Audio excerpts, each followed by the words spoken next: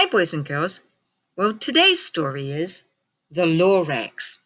And I'm sure many of you have probably already seen the movie The Lorax that was based off this story. And the story was written and illustrated by Dr. Seuss. He wrote this story to help remind us that our environment is very important and that we need to take care of it. So let's find out about the Lorax and how he took care of the environment. What did he say? We're off to find out. At the end of the town, where the grickle grass grows, and the wind smells slow and sour when it blows, and no birds ever sing excepting old crows, is the street of the lifted Lorax. And deep in the grickle grass, some people say, if you look deep enough, you can still see today where the Lorax once stood, just as long as it could before somebody lifted the Lorax away. What was the Lorax? Why is it there? And why is it lifted and taken somewhere? Far from the far end of town where the grickle grass grows, the old Winsler still lives there. Ask him. He knows. So this boy has come to ask the Winsler about how and why was there a Lorax? What is this place? You won't see the Winsler. Don't knock at his door. He stays in his lurkum on the top of his store. He lurks in his lurkum, cold under the roof, where he makes his own clothes out of muffed moof. And on special dank midnights in August he peeks out of the shutters, and sometimes he speaks and tells how the Lorax was lifted away. He'll tell you, perhaps, if you're willing to pay.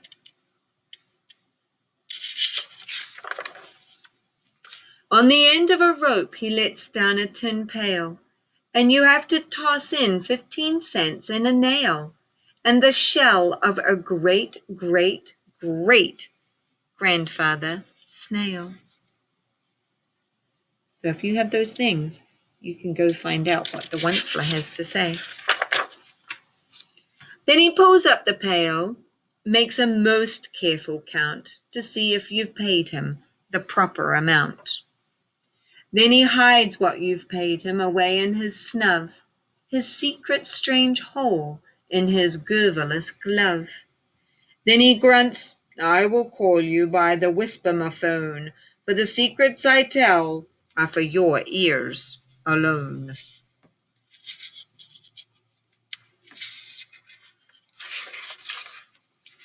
Slurp! Down slurps the whisper-ma-phone to your ear, and the old Winsler's whispers are not very clear, since they have to come down through the snurgly hose, and he sounds like he has small bees up his nose. Now I'll tell you, he says with his teeth sounding gray, how the Lorax got lifted and taken away. It all started way back, such a long, long time back. So he's speaking through the whisper-ma-phone. Way back in the days when the grass was still green, and the pond was still wet, and the clouds were still clean, and the song of the Swamney swans rang out in space, one morning I came to this glorious place, and I first saw the trees, the truffler trees, the bright-colored troughs of the truffler trees, mile after mile in the fresh morning breeze. So this is back when the air was nice and clean, and there was truffler trees, Swamney swans. And under the trees I saw the brown barbaloots frisking about in their barbaloot suits as they played in the shade and ate truffler fruits. From the rippleless pond came the comfortable sound of the humming fish humming while splashing around.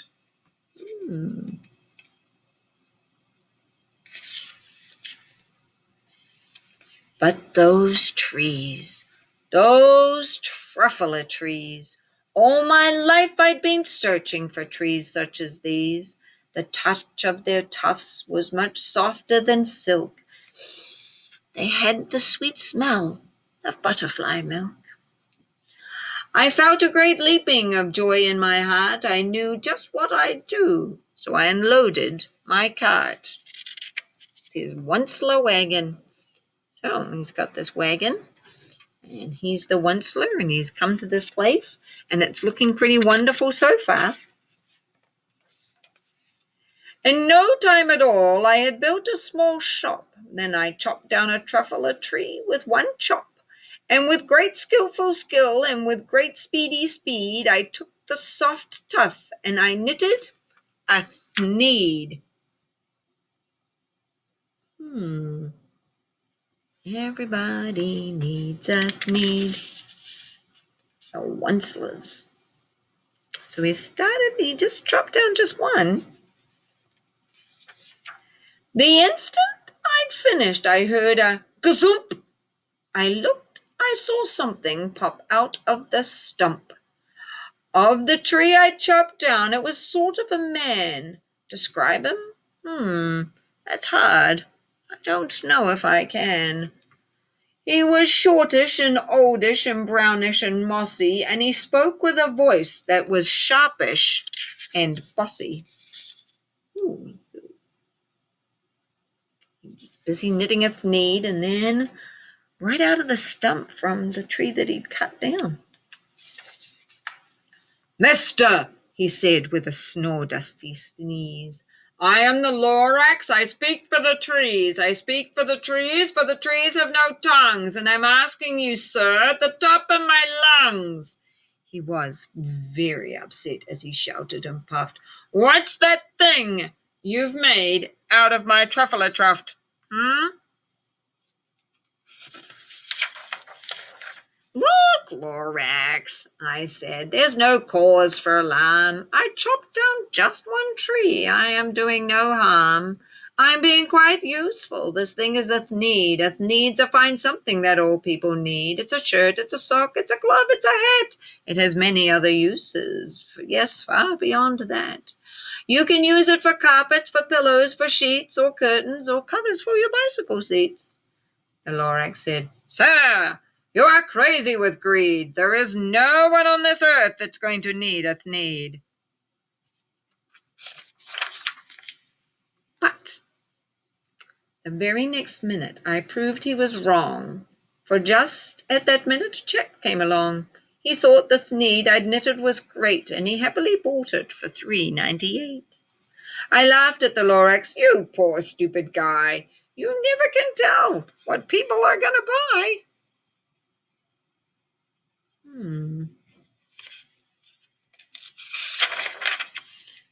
I repeat, cried the Lorax, I speak for the trees. I'm busy, I told him. Shut up if you please. Whoa, that wasn't very nice. I rushed across the room and in no time at all built a radio phone, and I put in a quick call. I called my brothers, my uncles and aunts, and I said, listen here, there's a wonderful chance for the whole Onceler family to get mighty rich. Get over here fast. Take the road to North Nitch. Turn left at Weak Wickham and sharp right at South Stitch. And at no time at all in the factory I built, the whole Onceler family was working full tilt. We were all knitting thneeds, just as busy as bees, to the sound of the chopping of truffula trees.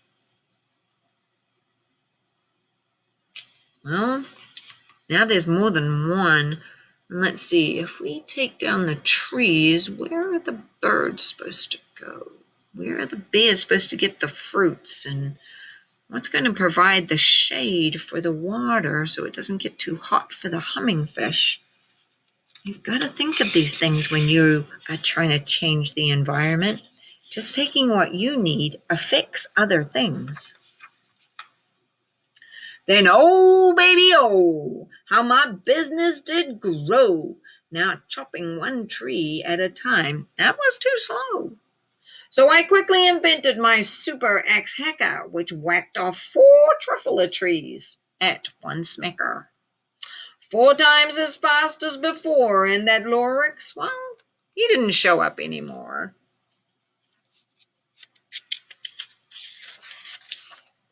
But the next week, he knocked on my new office door. He snapped, "I'm the Lorax who speaks for the trees, which you seem to be chopping down as fast as you please.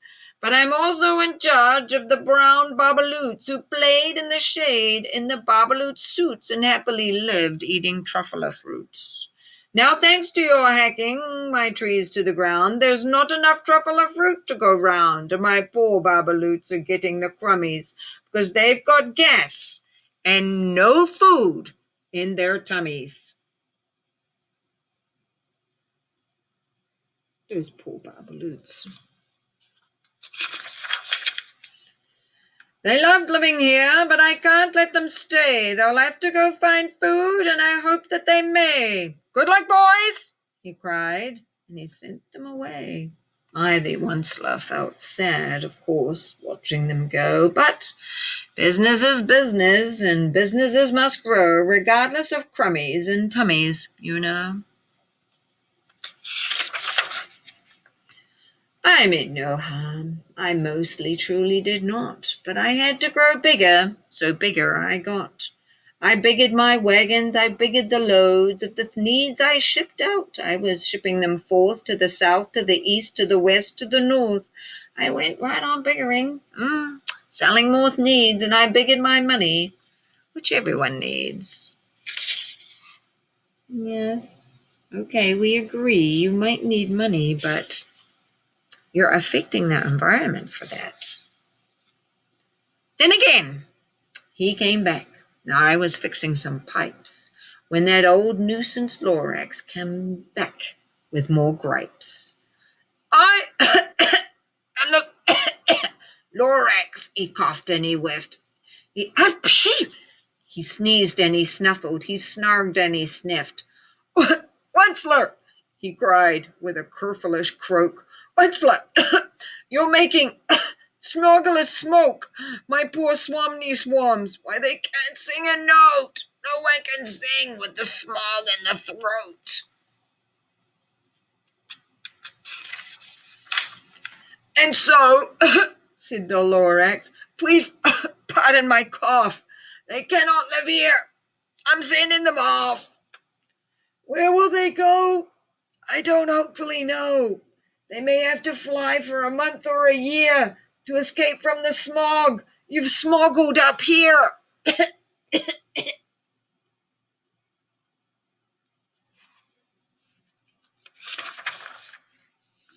"What's more," snapped the Lorax, his dander was up, "let me say a few words about Gluppity Glup. Your machine chugs on day and night without stop, making Gluppity Glup and Schloppily Schlop.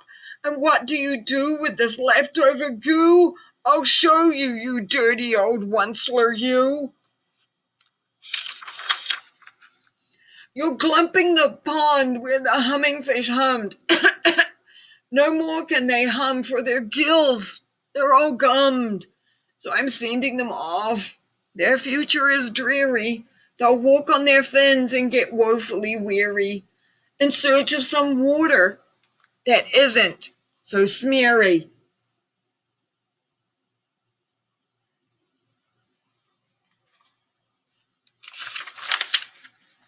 And then I got mad. I got terribly mad. I yelled at the Lorax, "Now listen here, Dad. All you do is yap, yap, yap and say, bad, bad, bad. Well, I have my rights, sir, and I'm telling you, I intend to go on doing just what I do. And for your information, you Lorax, I'm figuring on biggering and biggering and biggering and biggering, turning more truffula trees into needs, which everyone needs." But do they? Do they really?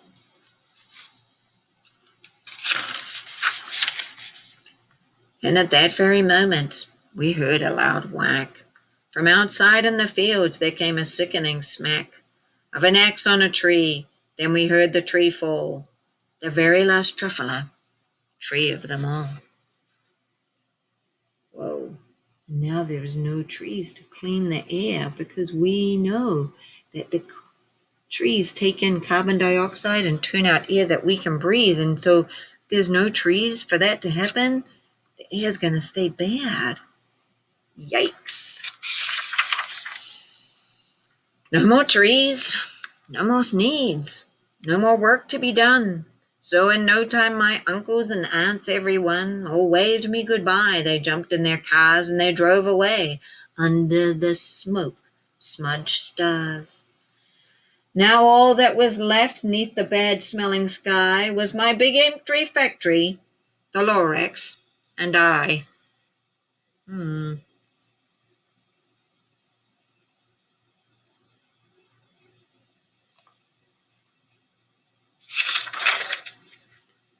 The Lorax said nothing, just gave me a glance, just gave me a very sad, sad backward glance, as he lifted himself by the seat of his pants, and I'll never forget the grim look on his face when he hoisted himself and took leave of this place, through a hole in the smog, without leaving a trace.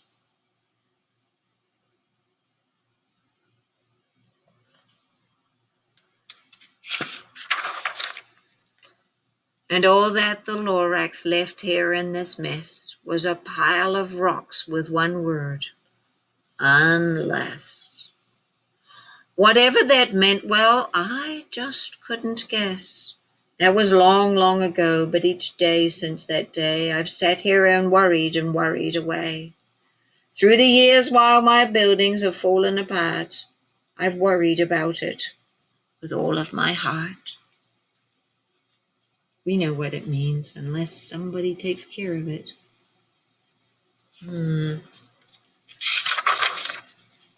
But now, said the Onceler, now that you're here, the word of the Lorax seems perfectly clear. Unless someone like you cares a whole lot, nothing is going to get better. It's not. You're like that little boy. We need you to take care of our planet too. So, catch, calls the Onceler. He lets something fall. It's a truffle seed. It's the last one of all. You're in charge of the last of the truffle seeds, and the truffle trees are what everyone needs. Plant a new truffle, treat it with care, give it clean water, feed it fresh air. Grow a forest, protect it from axes that hack.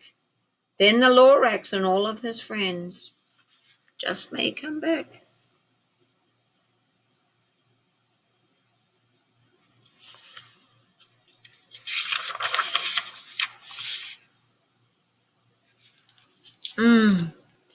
So now we know we really need to help take care of that environment so that everyone can be taken care of.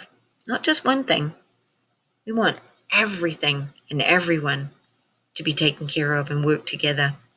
Well, my friends, scroll on down and find out what your job is for today.